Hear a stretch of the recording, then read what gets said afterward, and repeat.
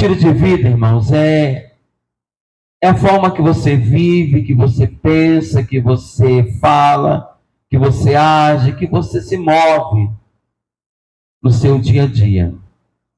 Interessante nós primeiro entendermos que não existe dois tipos de estilo de vida.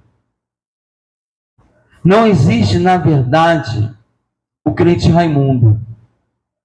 Um pé na igreja e outro pé no mundo. Ou ele está no reino, ou ele não está no reino. Não, mas eu estou parcialmente convertido. Não existe. Eu estou parcialmente liberto. Não existe. Porque a obra de Deus na nossa vida que Ele quer fazer é completa. Amém? Então não existe o crente Raimundo. Você pode mudar o seu estilo de vida. Isso é, Deus é um Deus de oportunidades. Mas ter dois estilos de vida ao mesmo tempo é incoerente. Por exemplo, você vai ler no Antigo Testamento que Saul, ele esteve entre os profetas de Israel. Diz a palavra que verdadeiramente Saul começou a profetizar. Mas isso não fez de Saul um profeta. Ele não tinha chamado profético. Então nós vemos na palavra de Deus três tipos de estilo de vida, três tipos de homens. O homem carnal, o homem natural e o homem espiritual. Três estilos. A carnal, a natural e a espiritual. E a primeira pergunta é: qual é o seu estilo de vida? Se uma pessoa que vive, que se move de forma carnal, ou talvez de forma natural, ou talvez ainda de forma espiritual. Versículo 16, a palavra nos diz: digo, porém, andai no Espírito, o Espírito aqui, letra maiúscula, andai no Espírito Santo, não é Espírito humano, no Espírito Santo, e jamais satisfareis a concupiscência, o desejo desenfreado da carne. Andai, para mim, me dá uma conotação de constância e de movimento. Quando eu ando, aonde eu for, eu vou estar andando em espírito. Aonde eu chegar, eu devo estar andando em espírito. Aonde eu estiver, eu devo estar andando em espírito. Paulo está ensinando isso para nós, como igreja. Andai no espírito e jamais você vai satisfazer o desejo desenfreado da carne. O que é jamais? É nunca. Você não vai ser guiado pela tua carne. Você vai conseguir dominar o pecado. Você vai conseguir dominar a vontade que não é de Deus na tua vida. Você vai conseguir se calar, você vai conseguir não olhar, não ouvir, não fazer. Porque se nós andarmos no Espírito Santo, nós jamais vamos satisfazer o desejo desenfreado da carne. E no versículo 17, Paulo continua: porque a carne milita contra o Espírito Santo, e o Espírito Santo contra a carne, porque são opostos entre si, para que não façais o que porventura seja do vosso querer.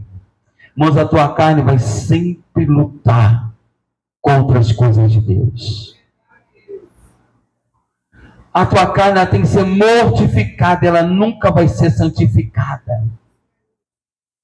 A tua carne, a minha carne precisa ser crucificada em Cristo. Mas ela vai sempre querer terra, ela vai sempre querer pecado, desobediência. A palavra não mente quando diz que a carne, ela milita, ela guerreia o tempo todo contra o Espírito Santo. E quem tem vencido na nossa vida? Quem tem vencido no nosso dia a dia? A nossa carne ou o Espírito Santo? A quem temos dado mais ouvidos? Por quem nós temos sido mais influenciados, a nossa própria carne ou o nosso ou ao Espírito Santo. É muito conhecido a história de um treinador de cães de luta, que todas as lutas ele ganhava. Ele tinha um cachorro branco e um cachorro preto. E ele ia fazer apostas que quem ganharia a luta daquele dia, e no cão que ele votava, que ele apostava, ele ganhava. E foi chamando a atenção das pessoas que viam aquilo com o tempo, e perguntaram para ele: como é que você sabe qual cachorro que vai ganhar, qual que vai ganhar a luta? Ele disse: é muito simples. Eu alimento aquele cão que eu quero que ganhe, e deixo sem comida aquele que eu quero que perca. Você está entendendo? O cão que você alimenta é o cão que vai vencer. Não estamos chamando aqui de cão, não é isso, é espiritual.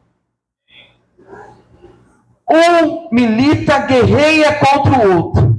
Ah não, pastor, minha carne. A tua carne quer te levar para o pecado.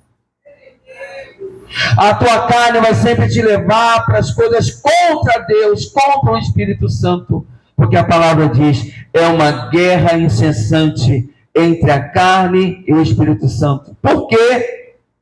Paulo explica.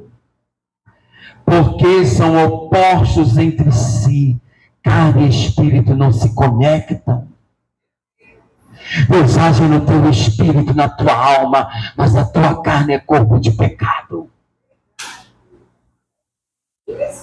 São opostos entre si.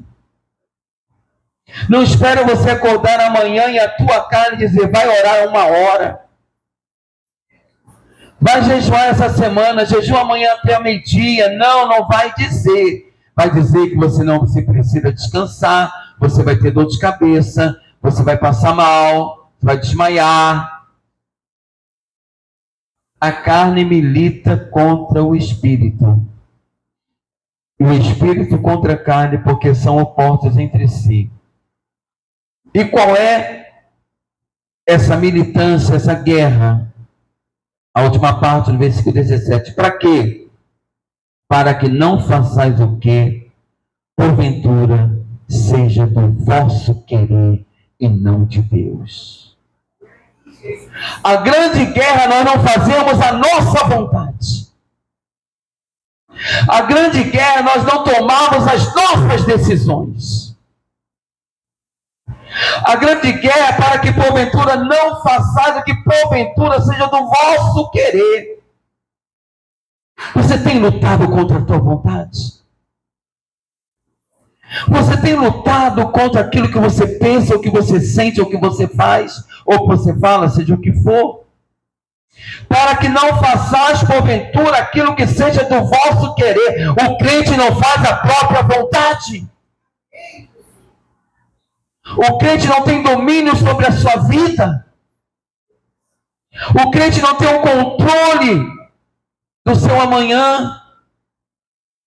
E Paulo está aqui nos dizendo, olha, há uma luta que você precisa entender, porque a carne vai querer que você faça a tua vontade. E o Espírito Santo vai querer que você faça a vontade de Deus. E começa aquele duelo terrível. Interessante que esses 3 tipos de estilo de vida que vamos falar, todos os 3 foram escritos para a igreja, sobre eles. Nem lá no mundo, mas o mundo jaz do maligno. O mundo, se você não sabe, é um cemitério ambulante. Todo mundo está lá fora, é defunto que anda. Para Deus são mortos, completamente mortos. Como nós éramos. Quando a palavra diz, Ele, Jesus, vos deu vida. Então quem recebe vida era o quê? Morto. Então não é para eles, é para nós. E o primeiro estilo, o primeiro homem que a palavra nos fala, é o homem carnal. Primeira carta aos Coríntios 3.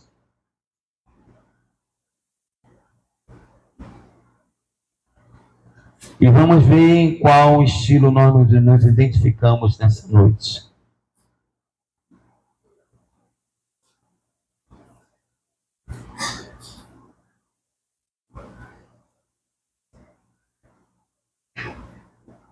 1 e 2 apenas. O homem carnal, diz assim, 1 Coríntios 3, 1 e 2. Eu, porém, irmãos, não vos pude falar como a espirituais. Lembra que a gente fala que eu falo como a espirituais? Será? E sim como a carnais, como a crianças em Cristo. Está em Cristo, mas ainda é carnal.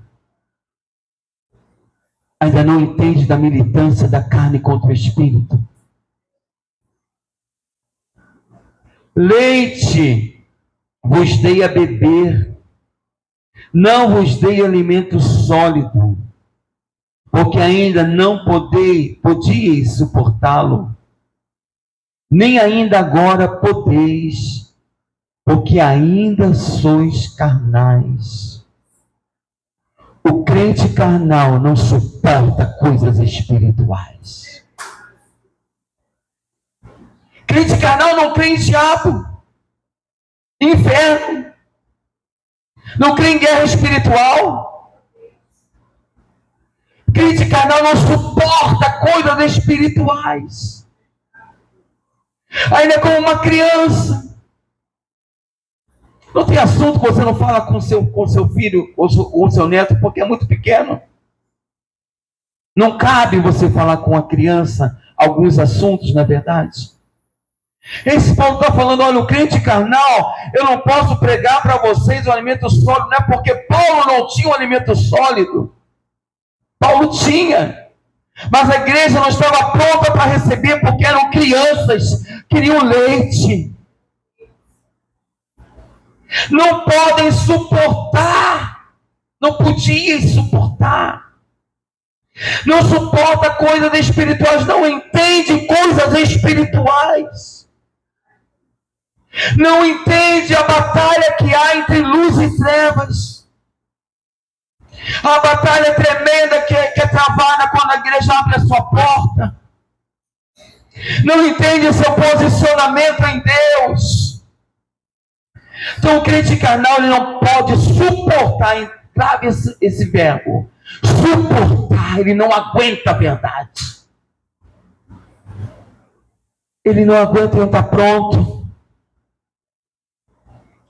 E Paulo fala, nem ainda agora, nem nesse momento que eu vos escrevo essa carta, vocês ainda não podem suportar o alimento sólido, nem ainda agora podeis, porque ainda sois carnais, como crianças em Cristo. Será que você ainda é um crente carnal?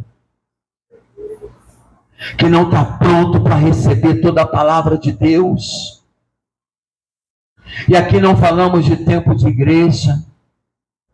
Podemos ter 70 anos de igreja e sermos crentes carnais, podemos ter um ano de igreja, estamos amadurecendo em Cristo. Será que você está pronto para receber tudo que a palavra de Deus tem para te ensinar, da forma que é para ela ensinar? E no versículo 3, Paulo continua. Porquanto, havendo entre vós ciúmes e contendas, não é assim que sois carnais e andais segundo o homem?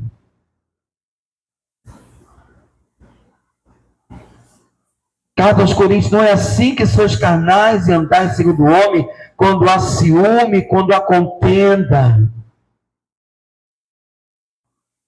Quando um tem ciúme, quando o outro é honrado. Quando há uma contenda por qualquer motivo, isso não é prova cabal de carnalidade. Total de carnalidade. Temos que vigiar, irmãos.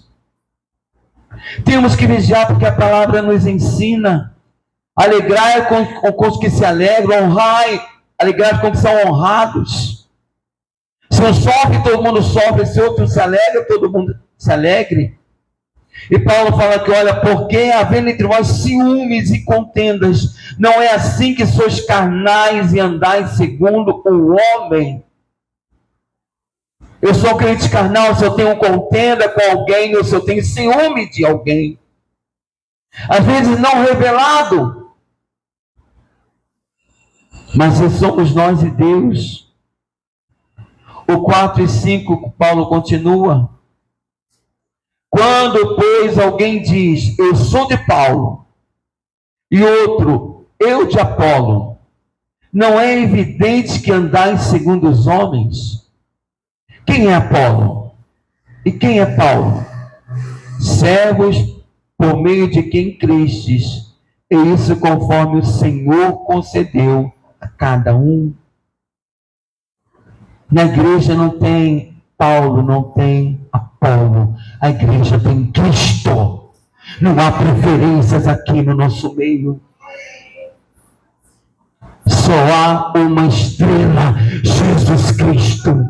Se você para trabalhar depende de com quem você está trabalhando, você é um crente carnal. Você se dispõe dependendo de quem está trabalhando, você é carnal.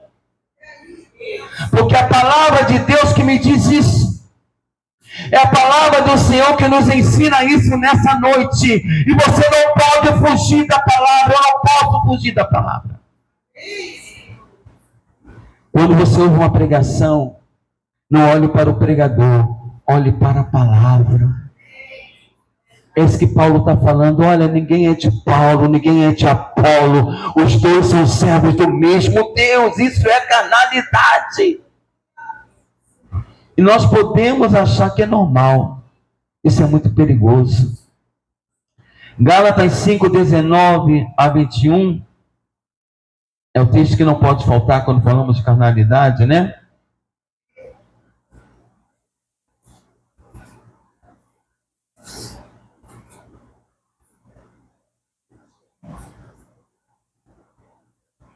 Diz assim: como eu saber se eu sou um crente carnal?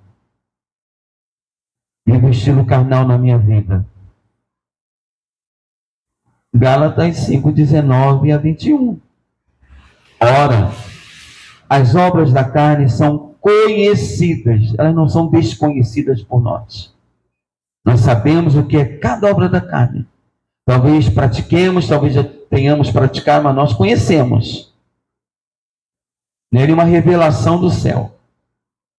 Prostituição, impureza, lascívia, idolatria, feitiçarias, inimizades, porfias, ciúmes, iras, discórdias, dissensões, facções, invejas, bebedices, glutonarias e coisas semelhantes a estas. Tem muito mais coisa da carne, a respeito das quais eu vos declaro, como já outrora vos preveni, vos alertei, que não herdarão o reino de Deus os que tais coisas praticam. Quer dizer que, se eu sou um crente carnal, eu não vou herdar o reino de Deus. Não tem como. Deus não entende carnalidade. Deus entende talvez fraqueza que quer libertação. Carnalidade não. O segundo tipo de homem que a palavra nos fala, estilo, é o homem natural. Esse homem natural, essa mulher, né, como gênero, vive racionalmente. Aceitou Jesus, se converteu. A partir daí, ela assumiu um estilo de vida de forma totalmente racional. O crente racional, para você se identificar talvez, é aquele que vive buscando seguranças e garantias.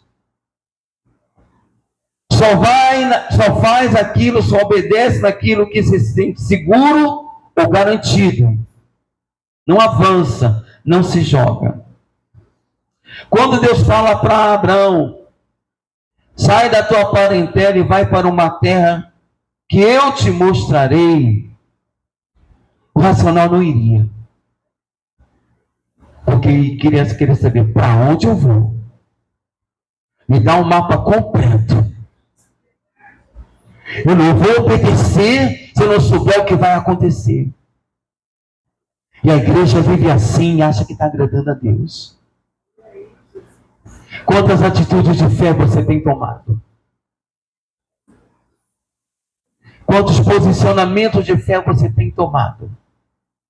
Quantos atos proféticos você tem feito? Ou você é um crente racional? Vive racionalmente. Deus tem que me garantir, Deus tem que me prometer, Deus tem que me dar segurança ou conforto. Irmãos, viver por fé é um chamado para viver o desconhecido.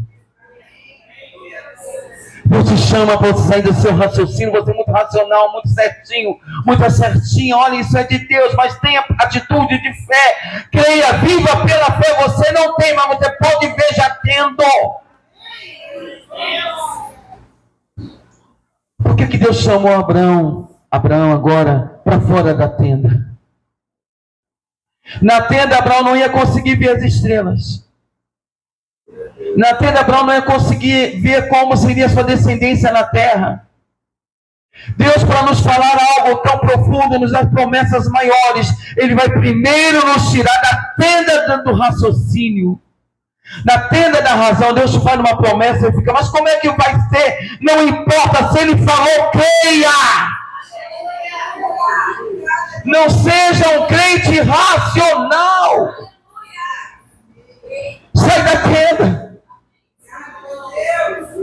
Abraão, vem para cá porque eu vou te mostrar como é que será a tua descendência na terra. Estrelas no céu. Óbvio que dentro de tenda ninguém consegue ver estrela nenhuma. E talvez a tua tenda seja a sua racionalidade. E como nós ouvimos desculpas e motivos racionais na igreja. O povo da igreja atual em todos os lugares, vivendo de forma totalmente racional. Eu sirvo a Deus, buscando segurança, garantia. Vai! Me dá primeiro o mapa completo. Me dá primeiro a garantia. É aquele crente que não se joga na fé, no sobrenatural. Não tira os pés da terra, do chão. Tem sempre o será na mente, o não vai dar certo, não é para mim. Esse é o crente racional. Ele não pratica as obras da carne, talvez, mas ele vive no raciocínio. Ele vive no 2 mais 2 são 4, quando a matemática de Deus é totalmente diferente. E não falo somente em questão financeira. Não, em todas as áreas. O teu Deus é um Deus tremendo. Queremos, às vezes, irmãos, a verdade como igreja é colocar o nosso Deus numa caixinha. Vir aos cultos, participar de cultos como se fosse uma caixinha, acontecendo tudo muito bonitinho, não permitindo ao Espírito Santo nada novo, não aceitando nenhuma impressão nova do Senhor na nossa vida. Ele está sempre preso a uma realidade. Esse é o crente racional, que vamos achar lá em 1 Coríntios 2,14.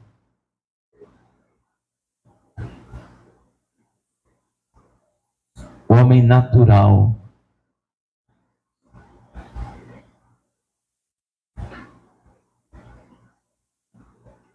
E o texto é tão claro, diz assim, olha, ora, o homem natural não aceita as coisas do Espírito de Deus, porque eles são loucura. Ele não pode entendê-las. Porque as coisas do Espírito Santo de Deus, elas se discernem espiritualmente. Não consegue entender, é tão natural, ele vive tanto na razão. Diz a palavra que para esse homem, as coisas de Deus são loucura. E é mesmo, a Bíblia diz que a loucura de Deus, que a sabedoria de Deus é loucura para os homens naturais. Ele não consegue entender você nunca vai entender as coisas de Deus. Você nunca vai entender as manifestações do Espírito Santo. Você nunca vai entender, talvez, a forma de Deus agir. Mas que isso não impeça de você não entender é uma coisa, mas você não aceitar, você não buscar um discernimento espiritual, você ver racionalmente. Ele não pode entender, diz a palavra, porque elas se discernem espiritualmente. Então a dificuldade é falta de discernimento. Como homem carnal, também podemos dizer que o homem natural também não herdará o reino de Deus. Se você aceitou Jesus, mas tu vive na tua razão, no teu entendimento, você não herdará o reino de Deus, porque o Evangelho é uma chamada para nós crermos e amarmos ao Senhor de todas as formas e maneiras. Agora a palavra também nos fala de homem espiritual, o último estilo. Está em 1 Coríntios 2,15, próximo versículo. Porém, o homem espiritual julga todas as coisas, mas ele mesmo não é julgado por ninguém. Coisa linda. Então vemos que a diferença entre o homem natural e o homem espiritual é que o espiritual ele julga, ele tem discernimento. Discernimento de quê? De todas as coisas. Ele é uma pessoa que busca em Deus ver além da aparência, além do que os olhos naturais vê. Ele não é aquela pessoa que acredita em tudo, aceita tudo, é fácil de ser enganado, é fácil de ser influenciado, porque ele tem discernimento. A diferença que vai dizer quem você é. O carnal é o que pratica as obras da carne. O natural é aquele que não tem discernimento. E o espiritual é aquele que julga todas as coisas. Pastor, não julgueis e não sereis julgados. Isso aí são pessoas. Mas todas as coisas têm que ser julgadas. Todas. Paulo disse, olha, se aparecer um anjo aqui em Nova Vida em Santa Amélia e pregar um outro evangelho que não seja o da cruz, seja maldito, seja anátema. Não é de Deus. O espiritual julga todas as coisas. Isso te livra de muitas quedas. Isso te livra de muitos enganos. Porque o homem natural, ele não consegue entender as coisas de Deus porque é loucura, e ele não consegue entender porque não tem discernimento. Enquanto que o homem espiritual, ele julga todas as coisas. Ele busca o trono de Deus para ter discernimento. O homem e a mulher de Deus não é guiado por coração, é guiado pelo Espírito Santo. O homem e a mulher de Deus não é guiado por nenhuma leitura que não seja principalmente a palavra de Deus. E Paulo ainda diz, mas esse homem espiritual, ele julga todas as coisas. E ele mesmo não é julgado por ninguém. Ele está coberto, ele está guardado em Deus. Está guardado na sombra de Deus. Então qual o seu tipo de estilo de vida? Carnal? Você tem praticado as obras da carne de Gálatas 5? Você não tem entendido que há uma guerra, uma batalha, uma militância no Espírito Santo contra a tua carne, e às vezes você se engana? O homem natural que vive naturalmente, faz tudo de forma natural. Ou um homem ou uma mulher espiritual que julga todas as coisas. Deus te chama nessa noite para você julgar todas as coisas. Lança fora teus conceitos, talvez. Teus preconceitos, talvez. Tuas opiniões, talvez. Julga todas as coisas. Sejamos homens e mulheres espirituais. Que buscamos em Deus o discernimento. Você entenda, a partir de hoje, vai sair daqui orando, dizendo: Senhor, me dá discernimento. Me dá discernimento. Me dá discernimento. Mas tem que ser espiritual.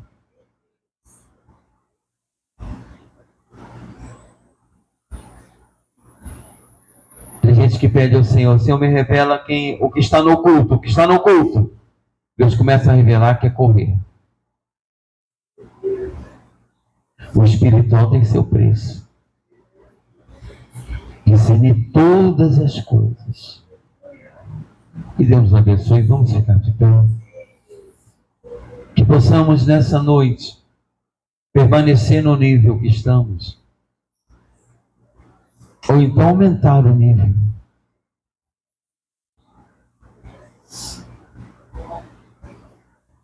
São os 3 tipos de homens de sentido genérico, de gênero, que Paulo fala, que a palavra fala. O homem carnal, o homem natural e o homem espiritual. Primeira coisa, nós confessamos ao Senhor como temos vivido.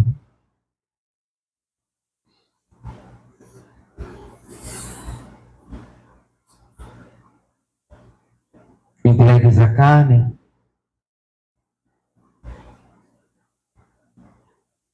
não suportando a sã doutrina, as verdades da Bíblia. Quando elas vêm contra a verdade que nós achamos, rejeitando,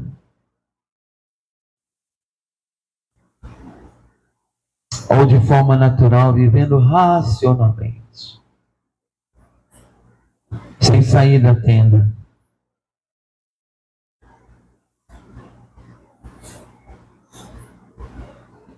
Sem sair da tenda. A tenda da razão, a tenda da segurança, da garantia. Deus te pede algo, você precisa de garantia. Isso não é fé.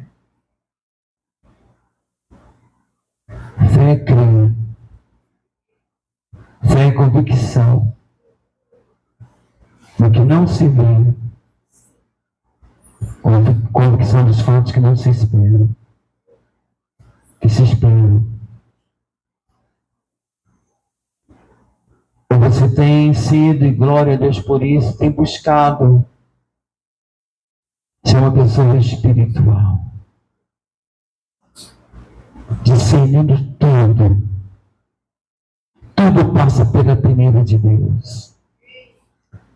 Tudo passa pela palavra de Deus. Tudo passa se é de Deus ou se é do diabo. Se é falso ou se é verdadeiro. Se é santo ou se é profano. Esse é o homem e a mulher espiritual. Senhor nosso Deus, nosso Pai, obrigado, Deus, pela tua palavra. Essa palavra de ensino, Deus. Possamos meditar, Senhor amado. Teu Espírito Santo nos revele, Senhor. Qual tem sido o nosso estilo de vida? Como temos, ó Deus, nos movido, nos movimentado, ó Deus. Porque o Senhor conhece cada um de nós. O Senhor sabe o que cada um de nós precisamos, ó Deus. Em nome de Jesus, ó Pai, opera. Faz o teu querer na nossa vida, faz o teu querer, Senhor. Muda o que tem que ser mudado. Liberta-nos, ó Deus, do que precisamos de libertação. Em nome de Jesus, ó Deus. Que cada um aqui receba conforme a necessidade nessa noite. Só o Senhor conhece o nosso coração. Só o Senhor conhece a nossa mente, a nossa vida. Só o Senhor sabe, ó Deus. Que o Senhor venha nos socorrer, ó Deus, nessa noite. Eu oro por uma igreja convertida, Senhor. Eu oro por uma igreja que viva no Calvário, Senhor. Eu oro por uma igreja, Senhor, que negue o seu eu, que não faça o seu próprio querer. Sejamos um povo, Deus, que negue-se a si mesmo. Tomemos a cruz e sigamos o Messias. Pai, continua falando, Senhor, que não foi falado, de forma pessoal. Abençoa, Senhor amado, esclarecendo tudo que foi dito, de forma genuína, porque foi a Tua palavra, Deus. Em nome de Jesus, nós nos submetemos, ó Deus, ao poder da Tua palavra, que é viva e eficaz, para agir na nossa mente, nosso coração, nosso homem interior, e fazer uma grande obra nessa noite. Muito obrigado, Deus.